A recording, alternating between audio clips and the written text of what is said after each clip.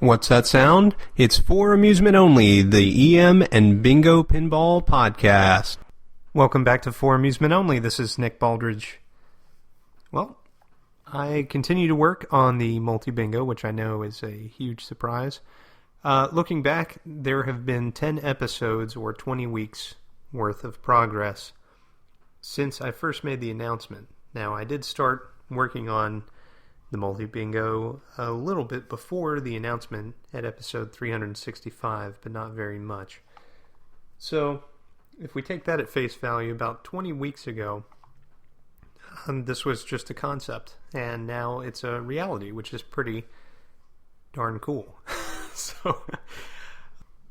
So I've been going through and bug fixing, troubleshooting, bug fixing some more, wiring in a few more switches, doing lots of graphical work, and really trying to optimize certain paths in the code to make it as fast as the EM counterparts. And so far that's been going very well. I've really gotten a handle on where the pain points are in the code as far as what problems I'm introducing that are making it slow. So that's been going well. From my initial schematic version, I've had to wire in 4 additional switches, and those include the yellow and red rollover switches, which sadly I left off the schematic, as well as trough switch number 8 and the shutter motor runout switch. Now, the runout switch allows me to detect when the shutter is either fully open or fully closed with the help of the shutter switch, which I already had wired in. But trough number 8 is especially important. That switch allows me to detect when a ball is returned with great accuracy. So I mentioned, I believe, last episode that I was thinking about wiring in an additional switch under the playfield, because that's how the earliest games handled ball return. Well, in this case, the 8th trough switch is basically right under the ball return, and that tells me very quickly if a ball has come back. So the way that I'm handling that in the code, and the way I've rewritten Bright Lights and Broadway 51 at the moment, and I'm porting these changes to everything, is that if trough switch number 8 is hit in the course of normal gameplay, it decrements the ball counter, which is basically just a model of a stepper unit. And if the ball count is below whatever the max limit is for the game, it will continue to lift balls. The ball counter is incremented when the ball goes through the ball gate, which is different. Before I had it incrementing as soon as it hit the shooter lane.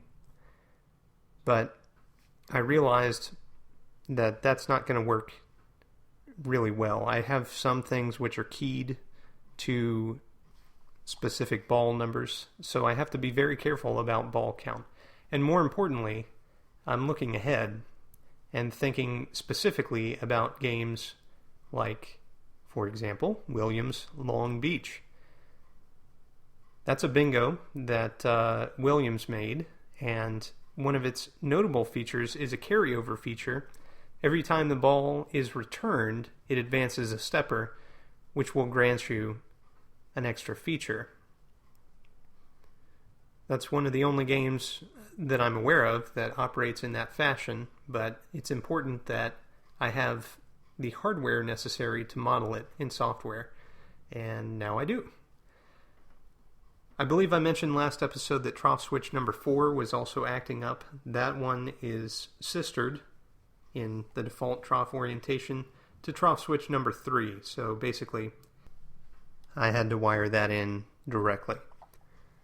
So all in all, here's some things that I've learned. First of all, it's wildly ambitious to think, or hubristic, I guess, to think that I would be able to utilize multiple playfields in a swappable system without having to do any modification or very much modification. As it turns out, I have to do an awful lot of modification for each playfield. And I just wouldn't have anticipated that. Many of the things that Bally did made it easier for them to assemble the bingos over time, but the fact that they had a separate playfield wiring harness for every single game is pretty crazy to think about, you know. You have a standard set of switches until you get to the shutter motor, and everything else is going to be basically in the same place, right? Wrong. So that's been interesting. Other than that, you know, I think I've mentioned several times that the board set that I'm using, the P3 Rock and the Switch 16 boards and the Power Driver 16 boards, those are a dream to work with. They are really phenomenally well laid out. And Jerry over at Multimorphic, and he also does pinballcontrollers.com, has really thought of pretty much everything that you'd need hardware-wise from these boards. One of the major selling points for me was the diodes for each switch are actually mounted on the switchboards. In a solid-state game, you have to have diodes to prevent odd, funky things happening with the current when a switch is closed. If you have several switches matrixed together, meaning they all have one common side and then a switched side, when you close a switch, it's going to send a ripple through all the other switches which are tied together on the common. And a diode prevents this. So the diodes being mounted on the board prevents you from having to wire a diode onto each switch individually. And that is a lifesaver when you're talking about manipulating EM switches. Putting a diode on every single one would be a recipe for disaster. I would never have been able to do this as quickly if I had to wire my own diodes. Also, quite likely, I would have blown something on one of the boards if I had had to wire my own diodes, because just inevitably, you're going to wire the first one backwards. So, you know, that was fantastic.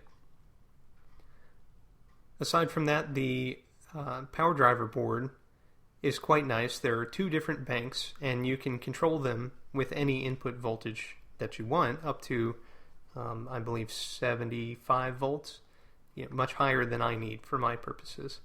So all of my switched coils operate at 48 volts. A normal EM bingo runs all its coils at 50 volts, and 2 volts difference, not a big deal. Now I am running all of my lamps off of 5 volts. And I will say my 5 volt draw is not very heavy. I've got 10 total lamps, which can be lit.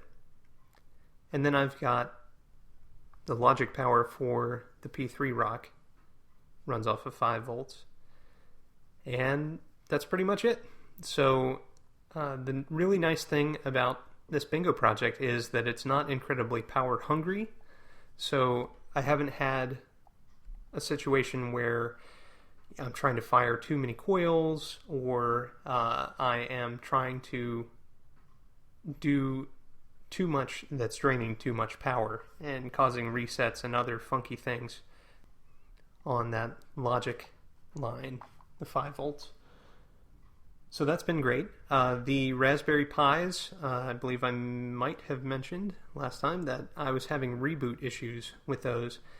Basically, not enough power was getting to the Pis themselves.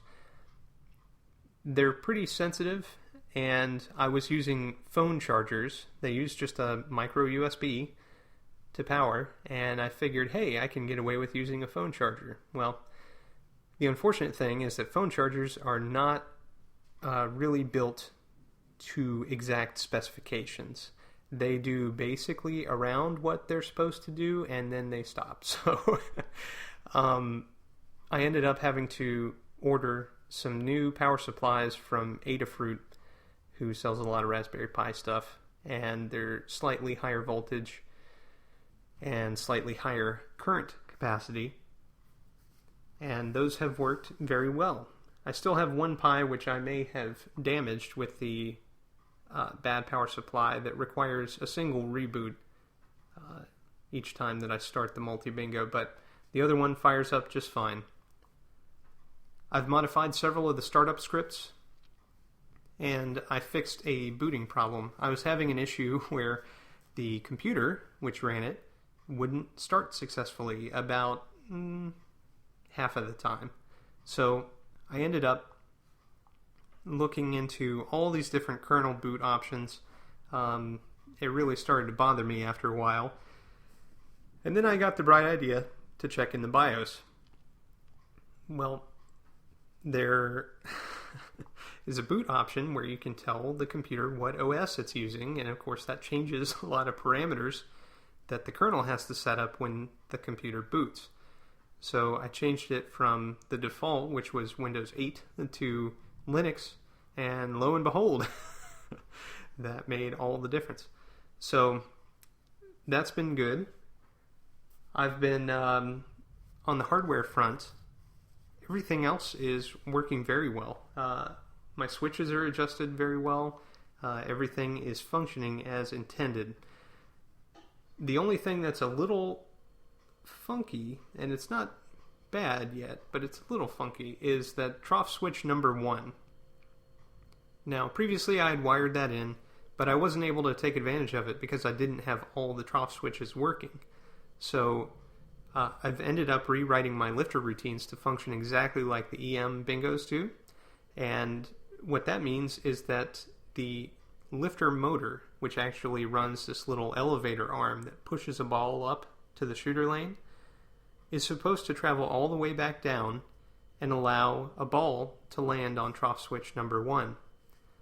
Previously, when I had the game just working, it would lift the ball up, and as soon as it touched the shooter lane switch, it would stop the motor. Well, the issue with this is that you have to wait a variable amount of time before the next ball is lifted.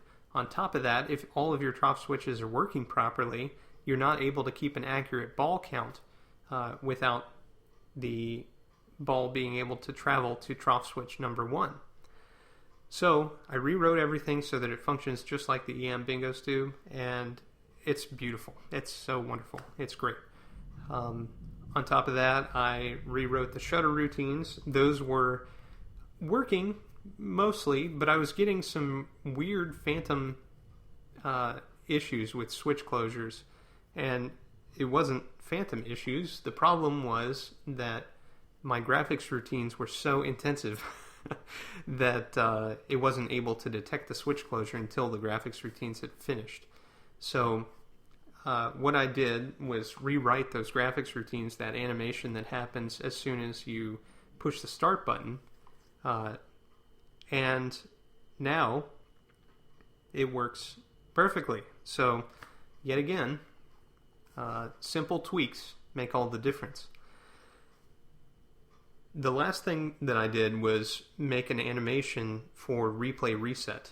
So when you first turn a game on, it's supposed to rack down all the credits on the counter. But because of the multi-bingo's nature, I can't just hit the power switch off and on.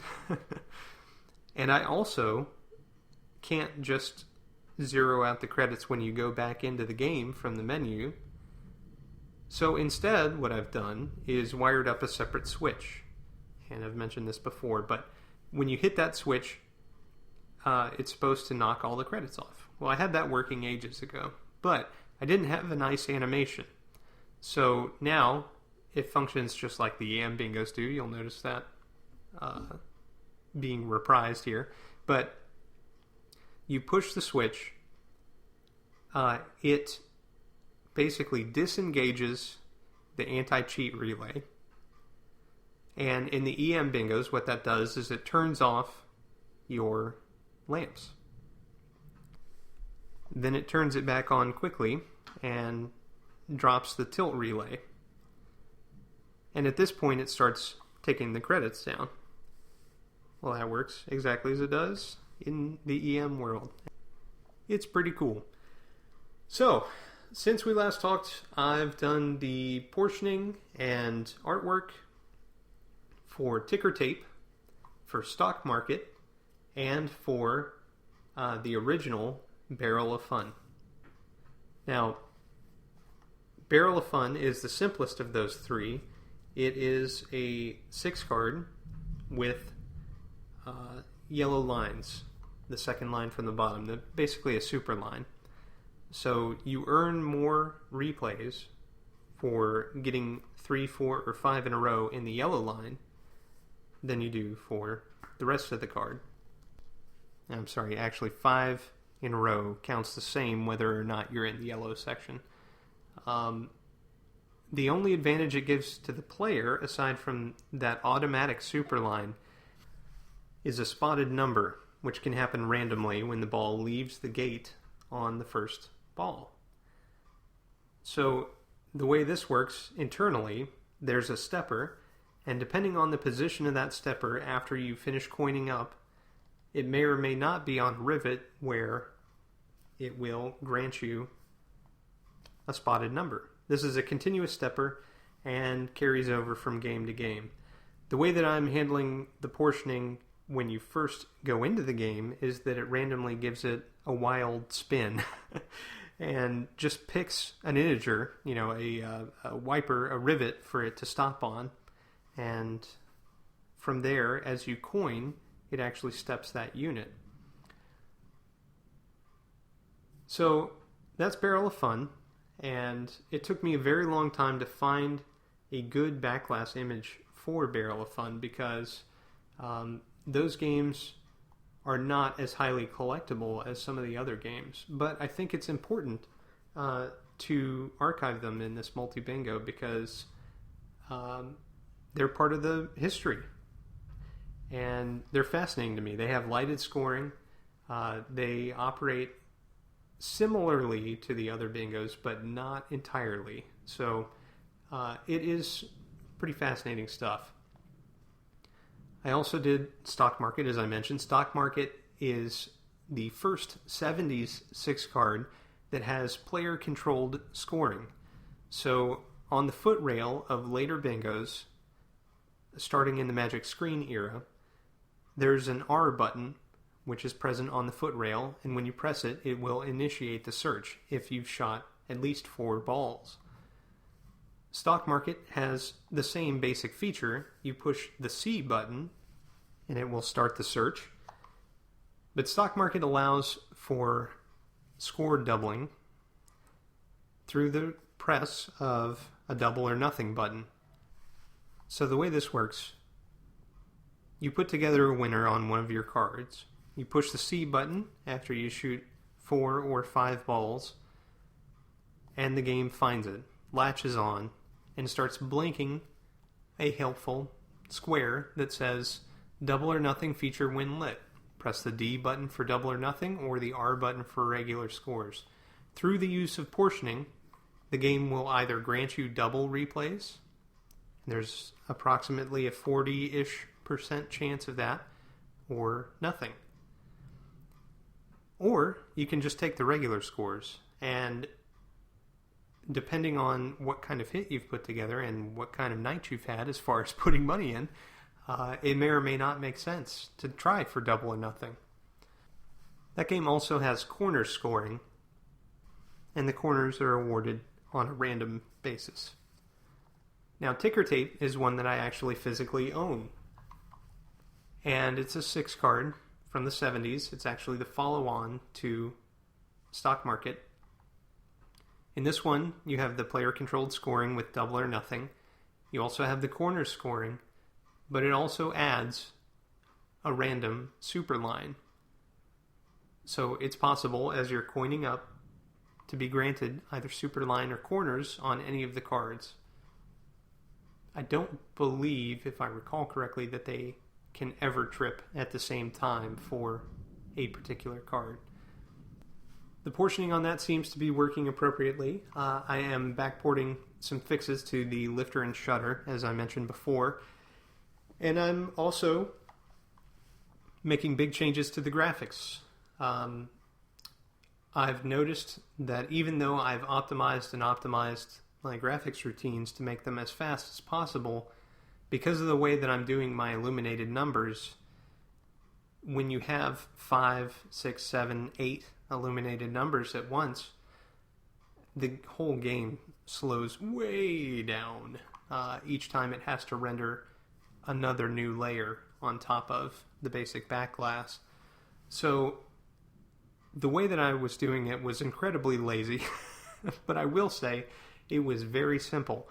I basically made a full resolution, so 720 by 1280 image for each lit element. So let's take the number 1. On a 6 card, there would be 6 illuminated circles, which would lay on top of the back glass image. Those illuminated circles would be fully transparent outside of the illuminated portion and partially transparent in the illuminated portion. That's what gives it the nice glow. Well, it's really, really, really slow to make a full resolution image and overlay it with true transparency over top of the back glass, especially with SDL, which is the rendering library, which is underneath Pygame, which is underneath my game. So what I'm doing now is actually making the elements that I should have made before. So a separate one for each area, which is geometrically different, and it will only be as wide as necessary to render the nice fade in the transparent pixels moving outward from the lit portion. And I'm going to include those at exactly the coordinates they need to be shown at in order to display appropriately. And we'll see if that improves the speed. It should greatly. So far, I've done some testing on Atlantic City, which has an animation when you insert a coin. Well, those animations are where the pain was felt the most. When you put in a coin, it would sometimes take several seconds for it to return, which is not correct. That animation speed should be fairly quick. So, I'm working on that. That's going to take a little while. I have 16 games functional in the multi-bingo at the moment, but each one needs just a little bit of tweaking aside from Bright Lights and Broadway 51, which I believe are 100% complete. So, that's probably enough multi-bingo talk, right? Is everybody sick of hearing about it yet? Well, unfortunately, I still have over 100 games left to do, but as far as the artwork is concerned, I went on a bit of a tear, and I have completed the base artwork for many more games. I do have to go through and read the schematics and do the portioning and actually the coding for each one, but I've done quite a few, and I'm really looking forward to getting those implemented in the game. So, what else is going on? I mentioned that I was looking into portioning on some of those later games, and I took a look at Dixieland, which was the last 6 card that Bally produced in mass quantities, and the portioning on that is much more difficult. They've completely changed between ticker tape and Dixieland how everything is done. Now there are several games in between there, and I'll be getting into those as well, but I just wanted to take a quick glance at Dixieland and see what was happening. Well. So, Dan Burfield, who runs Tiltcycle, he is a guy who creates artwork from typically damaged or discarded playfields, cabinets, or playfield parts like bumper caps. He has found a united Manhattan, and Manhattan happens to be our featured game this time. Manhattan is a 1948 flipperless game by United. This was actually the last flipperless game that United created. Famously, the designer Lynn Durant said he would never add flippers to a game. Obviously, he lost that battle in 1948, but before then, Manhattan is a great flipperless design. So, one of your goals is to increase and collect your bonus. And your bonus is immediately appended to your score if you're able to collect it. And the way that you increase your bonus is by hitting various playfield switches and bumpers. In order to collect the bonus, you have to land in the saucer to the left and right of the trough down at the bottom, the out hole. So doing this is not particularly easy. Increasing your bonus is not difficult, but collecting it is. On top of that, you have the ability to double that bonus by spelling Manhattan. And this is a familiar theme for many of the United games. You had certain switches that you could hit, which could spell it individually, or you could collect 3 letters at a time, Manhattan, by hitting rollovers on the left and right side of the playfield. Collecting them individually is very difficult, at least from appearances. I've never played Manhattan, but you have 3 bumpers at the top that spell man. Hat is spelled with 2 diamond bumpers and a regular passive bumper on the left-hand side of the playfield. And tan is the mirror of hat, so it's on the right-hand side of the playfield. There are 5,000 bumpers in the middle of the playfield, and the typical United kicker arrangement of 3 beautiful red saucers right in the center of the playfield is present on this game as well. Those saucers, if you haven't seen them, are like one giant insert, and they are beveled in such a way that when the ball starts to roll in there, it tends to settle down right in the center. It's beautiful. Exhibit had some saucers like this as well, but United's are carried to an extreme.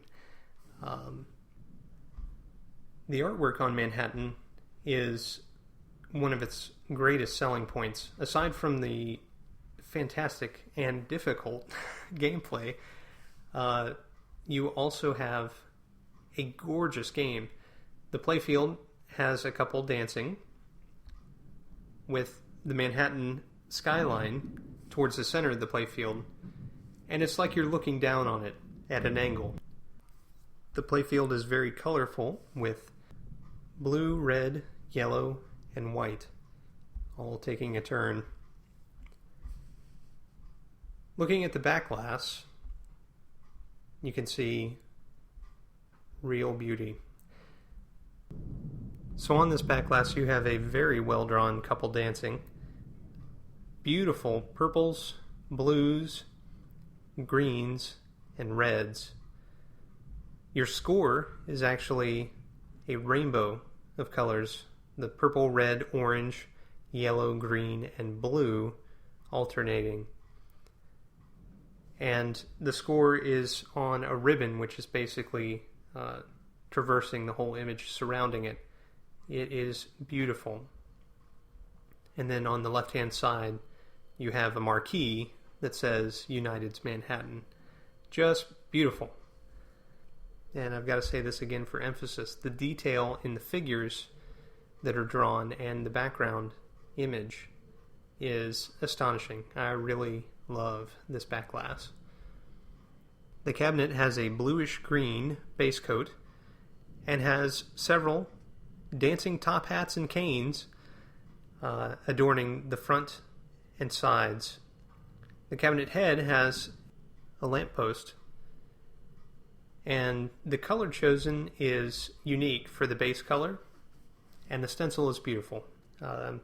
Just the whole game is a very nice artistic package, I think. So, I mentioned Dan has one for sale. Contact him in order to find out more details. I've seen pictures of his example and am sorely tempted to get in the truck and go pick it up, even though I have no space whatsoever. It's that beautiful. But his example has all the bumper caps, which are pretty much unique to this game. It has a beautiful back glass. The playfield looks great. It appears to have all the mechanics. It does need a little bit of cabinet work. The bottom board, for example, has a piece that has broken or rotted away in the front. The cabinet may need to be re-glued in that area as well. And it's missing legs and a lockdown bar. But aside from that, the game looks fantastic. So contact Dan at dan@tiltcycle.com. He's a great guy, and I really enjoy talking to him. He's up in the Pittsburgh, Pennsylvania area, so somebody go grab that game before I do. Well, that about does it for tonight. I know this week is Replay Effects, and there's a large Richmond contingent headed that way, so good luck to all of them in that pinball tournament. I was also recently on the Pinball Podcast with Don and Jeff, episode 85. If you'd like to hear my thoughts about modern games, I'm available there as well. thepinballpodcast.com. Don and Jeff are great guys, and I really enjoy talking to them. If you would like to get in touch with me, you can contact me at foramusementonlypodcast@gmail.com, or you can call me on the Bingos line. That's 724-BINGOS1, 724-246-4671. You can listen to us on iTunes, Stitcher, Pocket Casts, via RSS, on Facebook, on Twitter at Bingo Podcast. You can follow me on Instagram, also at Bingo Podcast. You can listen to us on Google Play Music, or you can listen to us on our website, which is foramusementonly.libsyn.com.